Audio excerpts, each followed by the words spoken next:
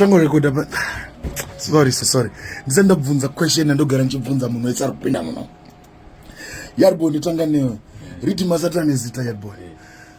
tukupa munhu wese chance yekuda nema rhythm maybe sara unoteerwa newani yade ungatipo idea yekuti rhythm ngari ringanzi kudii any name my brother any name ndichipinda anonda asina idea asina kuda kwezvaitika pakati na mkomo wangu na windi zvaitika ipapo oh sasa kwa wachidai ngari kunzi ipapo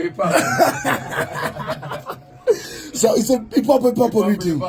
amana what do you say in comment section Poptain ari kuti rhythm rinzi ipapo rhythm I don't know mawindi muri kurirana rine mwenyu kana kuti mune rimwe ramunaro mbreni hapari mune rimwe ramamandudza panze yani mamuchiti chii dakwaisa pagango esari tu samusha rhythm amana ndofunga mazvinzwa samusha rhythm but mucomment section mune rimwe zvichariramba richidzoka saka ipapo rhythm samusha rhythm kana rimwe raira riramba richidzoka amana